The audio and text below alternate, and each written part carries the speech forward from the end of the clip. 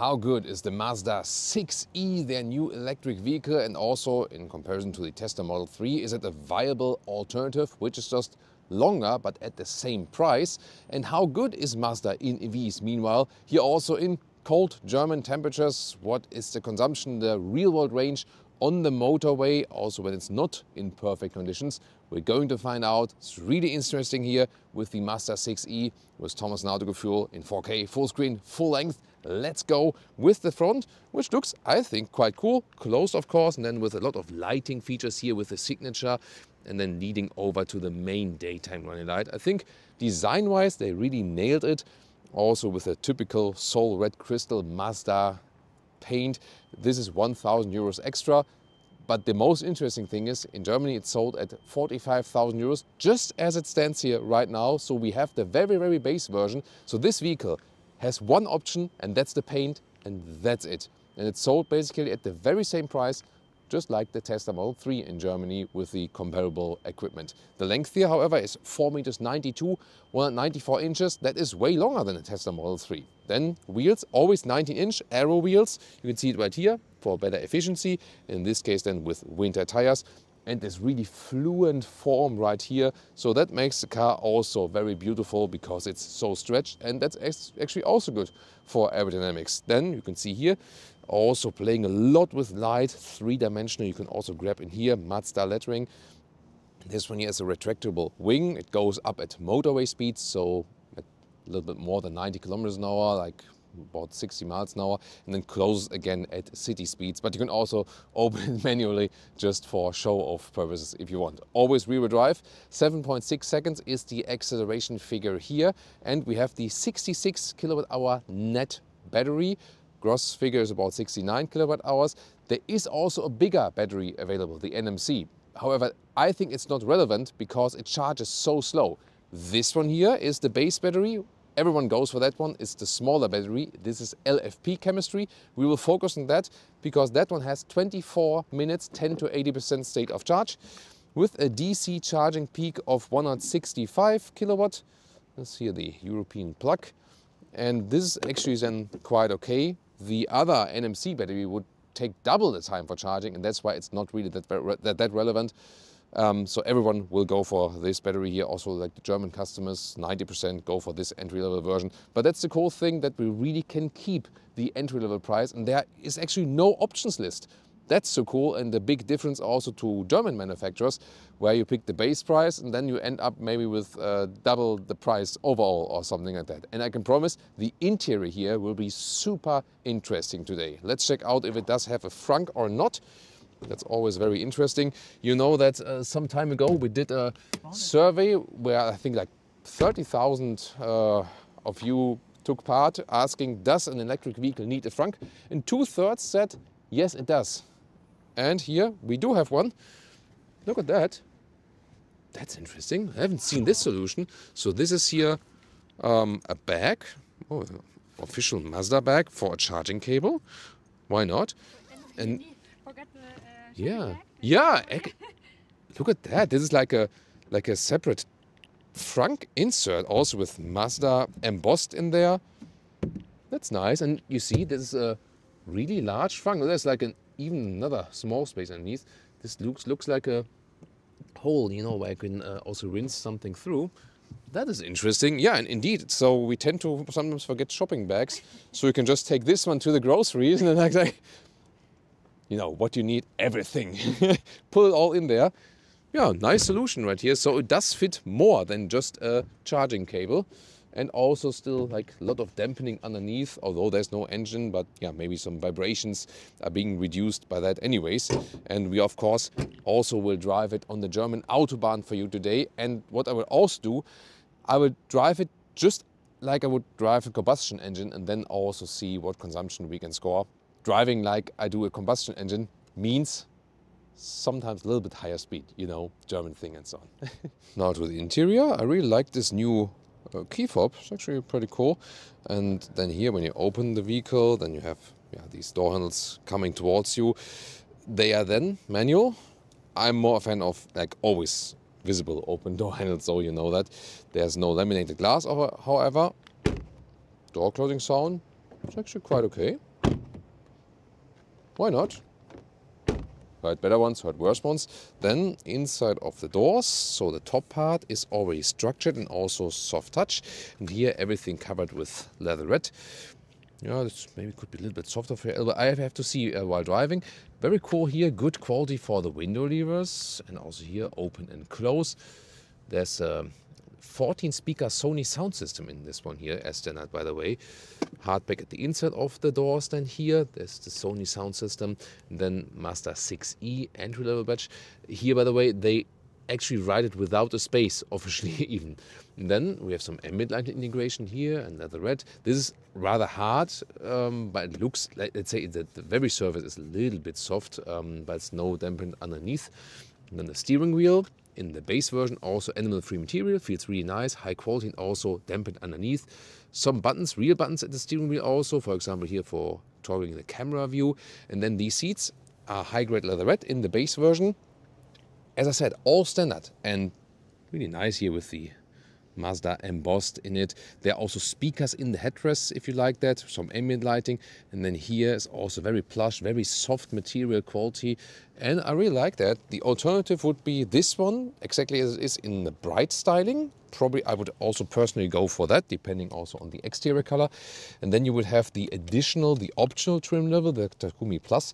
That one would be microfiber then, but then you also get animal share, but in some parts, also on the steering wheel. And then you have an electric shade for the glass roof. Here for this one, you could put in a manual shade from the accessory bin. The fixed glass roof is always standard as it is right here. Then the steering wheel, up and down, in and out. Yeah, very well to control. And you can see here, these stalk columns, they are from the, let's say, old Mercedes bin. Tesla has also been using that. Yeah, interesting to see them appearing here once again. And the seating comfort here indeed is very good because of the soft materials, and also here the sit bone area, like this, really soft Isofix on the passenger seat, by the way. So good comfort, and I'm really amazed by how much standard equipment you get for the price you pay. Remember, 45,000 euros, and rarely do we see that without any options, everything is included. These seats are also from base version, heated and cooled. Headroom, by the way, here to the panoramic glass roof with 189, 602, no problem. The seating position is, as we know from electric sedans, still relatively high because you feel basically that the batteries underneath, and that also creates this special angle for the knees. That's why so many electric SUVs are successful, because there you don't feel this effect, you know what I mean? And I also have the effect once again in the rear. Then the dash here, top, as I said, it's not entirely soft, but it's also not hard. It's something in between, I would say. But here then is softer with the leatherette. Then here the glove box, also dampened when it falls down, at least from this area here. There's a lot of things in, yeah, there we go. Just the last step not. 15-inch screen, so very large, and the software is also very quick, and it's quicker than you would have like with a standard Mazda infotainment system or with some German competitors and so on. And good visualizations, soon more details to that. Climate unit, however, always in the screen. There are no physical dials. So this is against the Mazda, let's say, philosophy in the last decades, where they always had like a lot of physical dials and buttons and knobs. So they are all gone. There's almost nothing physical here besides gear shifting and yeah, some buttons on the steering wheel, but that's basically it. So that is what I do criticize. I would like to have real Mazda turning knobs for the climate. And the voice assistant here, I have to say, I mean, it works. However, quite often you just talk in the car and this gets activated. So I have actually deactivated the automatic voice recognition for this sound system so that I am not annoyed by that. But the main thing is really that the build quality, also for example here, the middle console and so on, is really, really nice. In the front, inductive charging pad, and you can also easily deactivate it if you don't want inductive charging. Then just some space right next to it. Adaptive cup holders, 3 dots adaptive. This is also cool here with the ambient lighting integration. You can see it here, but also here the dashboard, you know, they can also you know, change the colors there, of course. And then you have this middle console where you can press here, or at the other side there's the same button with a lot of space underneath, also very well usable. And then there's this lower area, also pretty large. And then there's here also the USB-C is only for charging. The USB-A is charging and connecting, for example, for Apple CarPlay, Android Auto. However, you can also connect your phone wirelessly. I'm more a fan always of the cable connection, it's more stable, and then I also turn off the wireless charging because I'm more trusting in the cables, and you need that one then for an iPhone, and then like this USB-A to USB-C. That's the cable you need then. Thanks, Leah. She always has the right things for me, right?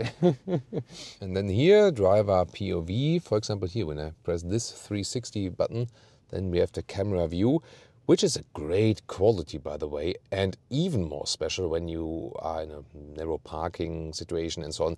You can then see what's going on with your wheels, both front and the rear. We filmed that for you earlier. That's also a very nice feature. And then here, digital instruments, the speed you see and consumption and so on does the job. Fine with that. You can, by the way, also here switch through the driving modes right there. Then here, for example, normal, sport and individual. Also going to comment on that while driving. We have a head-up display. I set it to snow mode, that it's blue, that you can better see it. It always appears smaller on camera than it actually also is. And then the main infotainment system, as I said, it's large, it's pretty quick when you switch through different things. I would like the physical dials. However, temperature can be like chosen like this or like this. So you have different possibilities how you want to do that, or just leave it on the auto function. And here you can also activate the heated seats, but you could also get the cool seats if you go for the climate unit here. And then, as I said, cool seats and heated seats. However, as you see right here, it's not available simultaneously. So when you turn on the cooling, the heating shuts off. When you turn on the heating, the cooling shuts off. Some vehicles offer that parallel, yeah, but here is actually not possible. Three levels you have. Here, for example, very nice visualizations, and you see also the CPU power. You can also change the color of your Mazda here on the outside, although, yeah, I have set it to the real one that is on the exterior, but there you can also check out how does it look like in other color. It looks nice and white though, right? Then you have this this copper tone is also available. I think, not sure how I can find it here. Yeah, but in this case I would then leave it on the red color. So pretty cool. Really happy with this infotainment system. It does offer a lot, but at the same time it's also, let's say, simple enough, like also the Apple CarPlay. And here we go. It's a large integration. Funnily, the Apple CarPlay is a little bit slower than the rest of the infotainment system then. That's interesting. And however, the only thing I do criticize here, when you want to deactivate the stuff here like the overspeed warning and something like that, you have to go in this menu with 2 clicks at least. There are also some hotkey menus, like when you swipe from the left there, for example, you can activate like the heated steering wheel and so on. But I'm not sure why they didn't put it in there, you know, or why they don't offer it on the favorite buttons. And so far there's no software update planned for that. And also when you swipe from the top, you get to these settings here, but there's no like shortcut to deactivate these chimes easily. Rear seats, first of all, here also soft touch at the rear doors, so that's also good build quality. Only hardback in the lower part. Again, Sony sound system, it's actually quite decent. Tested that earlier. And then you also have the same soft quality here for the rear seats, ISOFIX in the lower part. These do fly around though, so they don't fold open. You can fold on this here, and then you have these adaptive lips at least. There is no cargo position for the seats whatsoever. So yeah, and you also have to unlock them from here. Now it gets really exciting. First of all, we have this even floor here, and there's also there's some space here, one USB-C charger, and there's a separate climate unit also for the rear seats. And now it gets really exciting. Oh, look at that. We can even fold the passenger seat forward from here. So we have like a chauffeur position here in the rear. So the thing is, legroom-wise, when I'm driving as a toy adult, there's enough legroom left because it's also a long car, long wheelbase, so that's good. You get a lot of space for the price you pay, and headroom-wise still fits with one A9 6x2. However, you now once again see this sedan electric vehicle thing. My feet are relatively high. We also had it in the Volvo ES90 lately, and basically in all electric sedans. The SUVs, there you would rather sit like this, you know, and in combustion engines, the feet would be lower. So this is somewhat the limiting factor, but still, since you have a lot of space and you have the soft materials, it's still comfortable. However, yeah, I would really wish that my feet are a little bit lower, but that's, yeah, with all competitors, it's actually also then the same in this very respect. But definitely you have more space than the Tesla Model 3, clearly. Trunk or boot at 470 liters, has this fastback opening, it's quite handy. And then, yeah, it's massive, this whole piece. However, you can push it open a little bit more because I have set it to my basement garage level. So pressing it and holding it, that then sets it to this level. You can also set the percentage in the infotainment system. Pressing once, closing, double click, like on the mouse, then it closes and also locks the vehicle. That's a quite cool thing. Then here, let's remove this massive cover. And you can check it out. The trolley fits also in underneath vertically, 1 meter or 40 inches in width. Some more space underneath, like here. Yeah, this is maybe a little bit more basic from a build quality. Also here, the cover for the 12-volt battery. This is placed here in the lower left. It's actually yeah, well accessible also, should you need that. And then here, that should maybe be a little bit tighter from the wrapping, but let's check out the measuring here. 1 meter 5 or 41 inches in the normal length. Then the total length is here at 1 meter 88 or 74 inches, really long. That's of course then more length than you would have in the Tesla Model 3. And here the height is at 64 centimeters or 25 inches, overall well usable. The only thing, to fold the seats, you have to push in these buttons here, then go around from the rear. And it's not the most handy solution, let's take it that way, but overall good space. Driving the Mazda 6e, and we start directly with motorway handling, German Autobahn. We have a nice S combination here. Let's see how agile it is. And I mean, it's a heavy sedan, but drives quite well here as the first impression. In the normal driving mode, steering is quite light. However, you can change it. Here, pressing on the left side of the steering wheel, you can go to sport mode. Then everything is set on sportiness. Or I also made me this individual mode. So I have the power not on the strongest side, but you know, for example, coasting on standard. Like the recuperation mode, and then the power assist steering on sport, and I have a little bit more resistance in the steering. However, now let's do the acceleration in sport. Let's go from 50.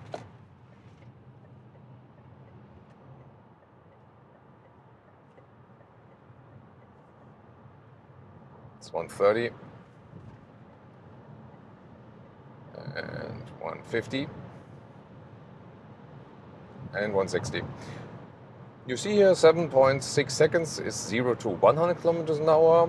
I mean, there are of course stronger EVs. It's not a performance EV, but it still gives you a sufficient boost. So even here for the motorway, it's actually totally fine to get some speed in. So I can't complain about that. Even in the sport mode, the steering is still quite light. Yeah, but not as light as in the standard mode. It's maybe a matter of preference. I prefer a little bit more resistance. That's overall fine. The noise insulation is actually quite decent. I mean, you see here, that's also what I promised in the beginning, unpleasant weather.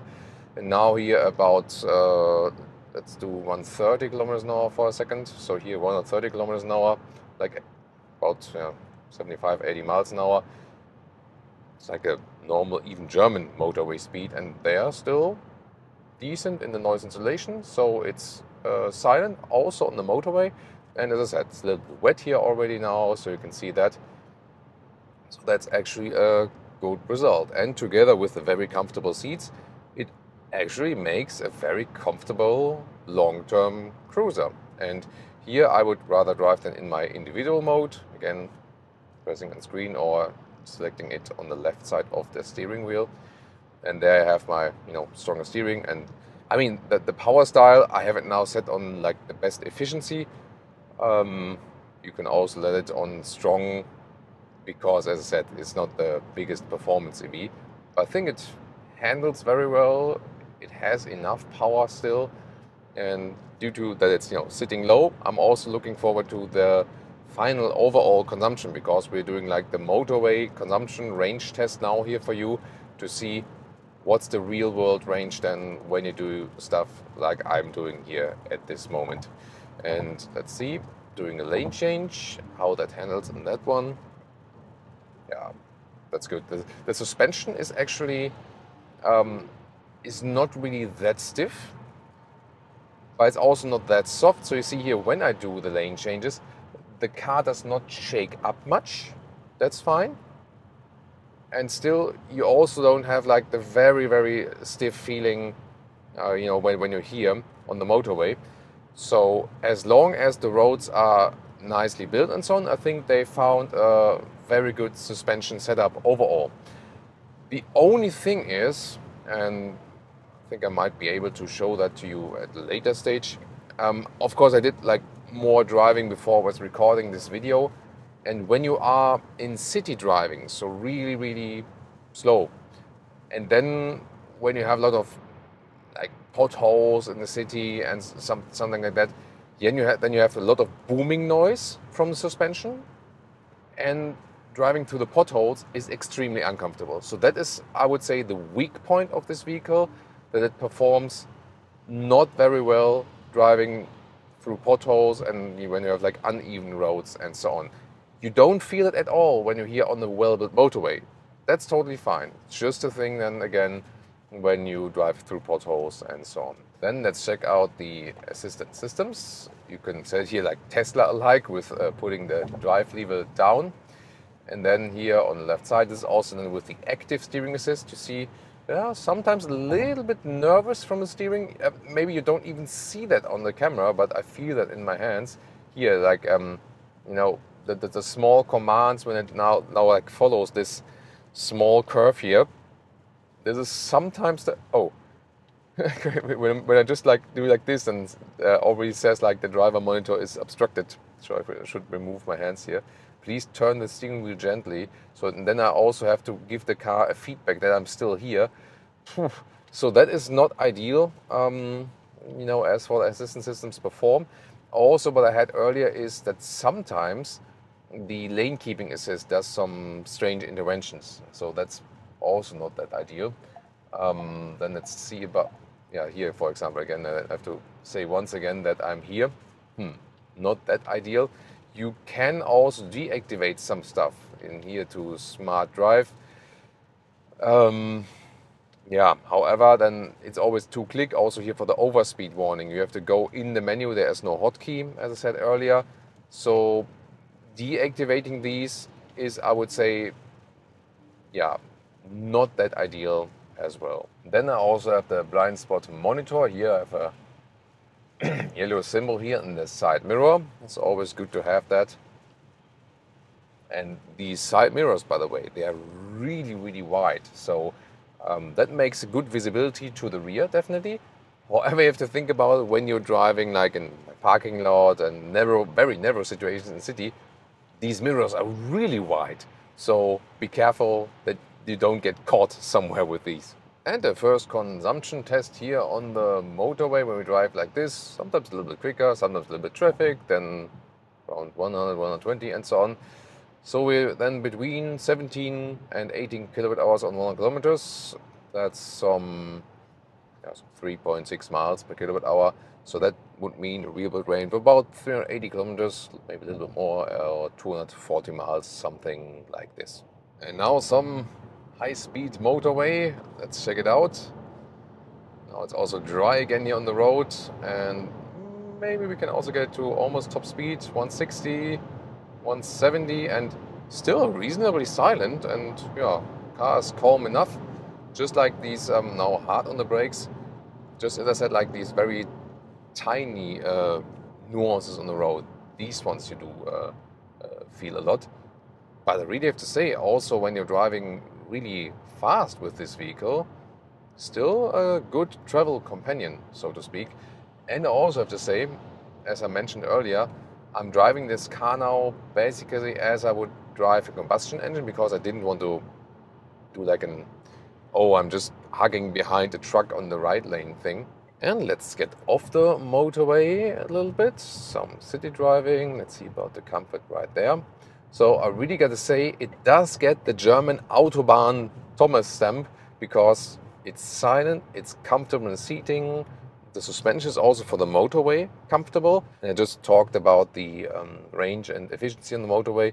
There are more efficient EVs out there, yes, but you also get along let's take it that way. And it also recharges quick enough here, at least with this smaller LFP battery, which everyone will go for actually. And also here, for example, when standing at the traffic light, you feel that although there's a lot of glass around us here, it's still silent and comfortable enough. Of course, it's here for smaller European taste, also a long vehicle. Then again, that's good for efficiency, that's good for having a lot of space in here. And I also like driving larger vehicles, honestly. That's maybe also a matter of preference here. And of course, when you have the electric vehicles, you always have good acceleration from get-go. So when here traffic light turns to green, you're super quick on speed again if you want to sneak in somewhere and so on. And the only limitations are, as I said earlier, when you have some potholes, you do feel that notably. And another thing which you feel on the motorway, here maybe you also hear that somewhat booming noise then. So here when you are in the city and you are on the brake, it's super sensitive. On the motorway you don't feel that. But here it's kind of like there's so much reaction. Where you feel it most is really in parking in and out. So when you're going back and forth and you slide in the brake, poof, it hammers the brake in there just with slightly pressing it. So they maybe need to make it a little bit less sensitive when driving the city, and you have to learn it. And that's also the reason here I have set this is the wiper hotkey I did set here on the right side, left side. I set for the energy recuperation, and here usually I only drive with low energy recuperation, but here I do actually drive with a lot of recuperation, or at least middle recuperation, because I feel that's here more comfortable than actually using the brakes. Told you many positive things about this vehicle and they stay positive. However, I have to say one very negative thing. They need to fix this. Look at this. I'm driving in now at night and the whole windshield is just, there's so much moist, and we have the AC running. And we've been driving now today, and yesterday for really hours and hours and hours and hours, alone today 5-6 hours. And this happens maybe once in 1 hour. So this just happens, So we're driving all the time, everything is fine, and then suddenly I can't see because everything is foggy from the inside, and then I don't know, maybe the sensor picks it up, and then suddenly it's gone again. And I don't know how that is and why that is. And we checked, everything is properly set in the AC. And the second thing with the AC, you see it right here, we have set it on 26.5. That's Celsius, so that's more in the 90s in Fahrenheit. And that's of course not and my arms are still cold. So the heating is the calibration is totally off. So two things I really need to fix, the moist sensor, it's totally, nuts. And also the temperature calibration. So this needs to be fixed. And here now, I've been driving like this for maybe 5 minutes now. And then from one to the other second, in 3 seconds, it's gone again, and you're fine for the next 3 hours. And then at some point it comes back again. That's really weird. And at some point we even just opened the windows because we couldn't do anything, and even if we do maybe AC max, let's see about that. If this helps anything.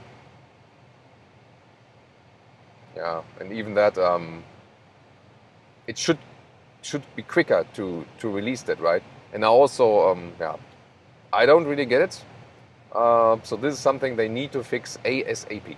And now the consumption here with motorway driving long term, and I drove it like I would drive a combustion engine on the same route. And then we scored some 21 kilowatt hours on 100 kilometers, so 3 miles per kilowatt hour. So that would be then for the motorway long term, also with good speed. Real world range case of 315 kilometers or around 200 miles. And we also did a concise charging test. The battery was warm with a lot of motorway driving, and then it directly started at 165 kilowatt pretty quickly actually, so that's good. And from 20% state of charge to 85%, we took about 27 minutes. And the long-term consumption over the whole running span of this vehicle here, so a couple of thousand kilometers, which this one already has on clock, is 19 kilowatt hours on 1 kilometer, 3.3 miles per kilowatt hour. That would mean a real-world range for this small LFP battery of about 350 kilometers or 220 miles. It's not too much, it's not the most efficient EV out there. However, is a good price-performance ratio still if you think about what price do you pay and how long the car is and how much space it has on the inside, and the build quality on the inside is also very good. Maybe not my favorite is like suspension, booming noise and how the suspension reacts and so on. There are better cars for that, but then again you have to consider the price, and overall I think is still a good price-performance ratio. How do they achieve it? It's a cooperation with Chang'an Automotive, Chinese manufacturer. They built a joint venture. This one has also basically a Chang'an, so-called Deepal brand version on the Chinese market. And the same will also happen with the SUV. So we will soon also present to you a new Mazda electric SUV, which already aired as EZ60 on the Chinese market. We'll have a different naming than on the European market, and we'll soon show you everything about that you need to know. So far, we have more content about this video if you're interested in that one, or maybe then compare the competitor, the Tesla Model 3.